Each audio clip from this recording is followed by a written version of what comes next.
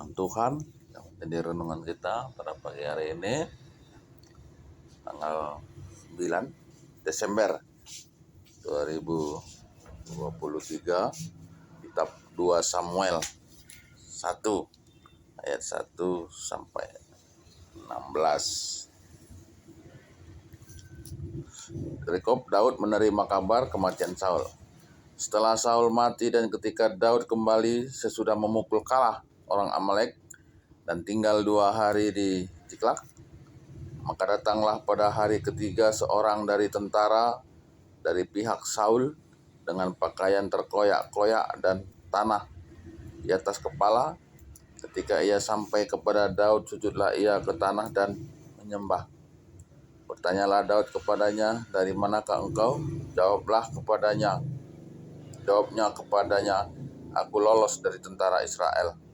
Bertanyalah pula Daud kepadanya, "Apakah yang terjadi? Coba ceritakan kepadaku." Jawabnya, "Rakyat telah melarikan diri dari pertempuran. Bukan saja banyak dari rakyat yang gugur dan mati, tetapi Saul dan Yonatan, anaknya, juga sudah mati." Lalu Daud berkata kepada orang muda yang membawa kabar kepadanya itu, "Bagaimana kau tahu bahwa Saul dan Yonatan, anaknya, sudah mati?" Orang muda yang membawa kabar kepadanya itu berkata, "Kebetulan aku ada di pegunungan Gilboa." Maka tampaklah Saul bertelekan pada tombaknya, sedang kereta-kereta dan orang-orang berkuda mengejarnya. Ketika menoleh ke belakang, ia melihat aku, lalu memanggil aku, dan aku berkata, "Ya Tuanku." Ia bertanya kepadaku, "Siapakah engkau?" Jawabku kepadanya, "Aku seorang Amalek." Lalu katanya kepadaku, "Datanglah kemari dan bunuhlah aku, sebab kekejangan telah menyerang aku, tetapi aku masih bernyawa." Aku datang ke dekatnya dan membunuh dia, sebab aku tahu ia tidak dapat hidup terus setelah jatuh. Aku mengambil jejamang yang ada di kepalanya dan gelang yang ada pada lengannya, dan inilah dia kubawa kepada tuanku. Lalu Daud memegang pakaiannya dan mengoyakkannya, dan semua orang yang bersama-sama dengan dia berbuat demikian juga. Dan mereka meratap, menangis, dan berpuasa sampai matahari terbenam karena Saul, karena Yonatan anaknya, karena umat Tuhan, dan karena kaum Israel, sebab mereka telah gugur oleh pedang. Kemudian bertanyalah Daud kepada orang muda yang membawa kabar itu kepadanya, "Asalmu dari mana?" Jawabnya, "Aku ini anak perantau orang Amalek." Kemudian berkatalah Daud kepadanya, "Bagaimana? Tidakkah engkau segan mengangkat tanganmu memusnahkan orang yang diurapi Tuhan?" Lalu Daud memanggil salah seorang dari anak buahnya dan berkata, "Kemari, paranglah ia." Orang itu memarangnya sehingga mati.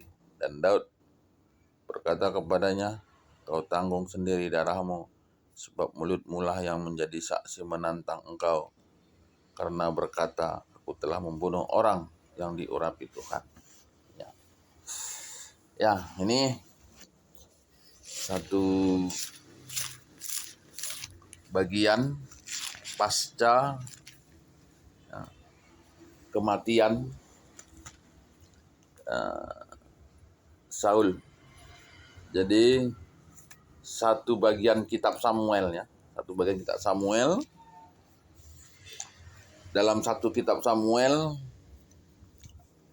atau kitab Samuel yang pertama dimulai dari kelahiran Samuel dan ditutup dengan kematian Saul. Dan kitab 2 Samuel ini dimulai dari berita kematian Samuel yang sampai ke Daud, ya, yang sampai ke Daud, atau satu kehidupan bangsa Israel tanpa Saul, itu dalam kitab 2 Samuel ini. Nah, dalam perikop ini kita tahu bahwa ada 2 wilayah di mana Israel yang diserang oleh orang Filistin dan yang mengakibatkan Saul mati. Tapi di sisi yang lain, di tanah Filistin ada Daud, ya, ada Daud yang baru saja, ya, berperang melawan orang Amalek, ya, sebenarnya memerangi orang Amalek. Oleh karena orang Amalek ini menyerang daerah Filistin, dan kemudian Daud mengalami kemenangan. Nah, sementara orang Filistin mungkin masih di dalam perjalanan, tapi ada satu tentara dari orang Israel, tapi sebetulnya dia orang Amalek. Nah, ini menggambarkan bagaimana orang-orang Israel ini sebetulnya sudah banyak percampuran, gitu ya. Sudah banyak percampuran, tidak murni lagi orang Israel, tapi tidak banyak diceritakan di Alkitab bagaimana orang-orang luar ini sudah masuk bagian dari orang Israel, termasuk ketika mereka keluar dari tanah Mesir. Tidak hanya, ya, yang ada sekitar 600-an itu tidak hanya orang Israel, orang Ibrani, ya, tapi juga ada bangsa-bangsa yang lain yang ikut pada waktu itu. Nah, begitu juga ketika mereka masuk tanah Kanaan, yang disampaikan Tuhan untuk membunuh semua orang Kanaan, tapi juga banyak orang Kanaan ini yang tidak dibunuh. Dan itu juga menjadi bagian dari bangsa Israel kemudian. Nah, termasuklah dalam perikop ini ada orang Amalek yang menjadi tentara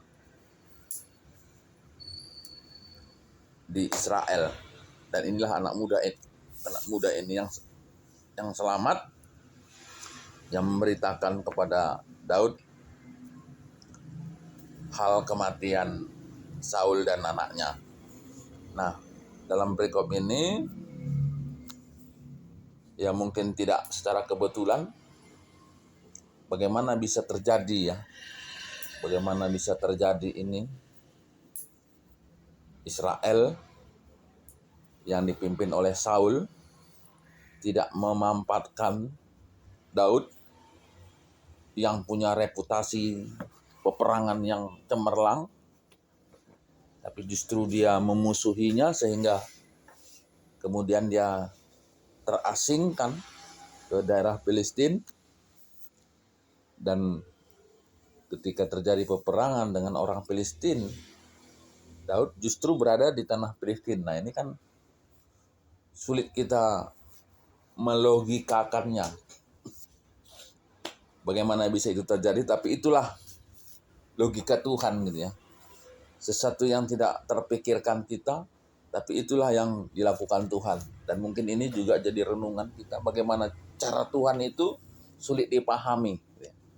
Rancangan Tuhan sulit dipahami, dan mungkin kita pun punya pengalaman barangkali dalam berbagai situasi yang kita pikir tidak ada solusi, tidak ada jalan keluar, tapi justru sesuatu terjadi dan itu menjadi solusinya. Nah, seperti itu, ya. Dan konsep Alkitab ini, kalau kita melihat bagaimana nubuatan atau rancangan Tuhan itu tetap berjalan, seolah-olah manusia itu adalah pemerannya. Dan mungkin itu juga yang kita lihat dengan peristiwa Golgota dan yang lainnya. Nah, yang lain kita lihat dalam perikop ini bagaimana Daud, ya, yang sangat menghormati Saul, dan ketika berita kematian Saul itu dia dengar, dan dia sangat bersedih dan oleh karena sangat menghormati yang Saul itu adalah orang yang dipakai Tuhan dan dia menunjukkan kesedihannya, dan mereka dan seluruh orang-orang yang ikut dengan Daud ini, mereka berpuasa ya. Dan kemudian Daud ini membuat suatu lagu ya pada ayat berikutnya ya. Suatu lagu yang sebetulnya menggambarkan suatu bentuk penghormatan kepada Saul dan anak-anaknya gitu ya. Suatu pujian dan bagaimana dianggap gitu ya bahwa Saul ini sebagai suatu pahlawan yang besar dalam sejarah orang Israel. Nah, jadi apa yang kita lihat dalam perikop ini sebetulnya adalah bahwa kehidupan ini adalah suatu perjalanan gitu ya, satu perjalanan. Maka ya nikmatinlah gitu ya, nikmatinlah. Dan yang penting dalam perikop ini bagaimana kita diingatkan bagaimana Daud yang selalu mengandalkan Tuhan dalam proses perjalanan kehidupannya, selalu bertanya kepada Tuhan dalam setiap pergumulan yang dia hadapi gitu ya, selalu bertanya kepada Tuhan. Dan sampai hari ini kita melihat bahwa ada kemenangan demi kemenangan yang diterimanya. Tuhan kalak semugikan kata di bata ingin semakai kenca ibas kita tetap hari. Haleluya. Amin.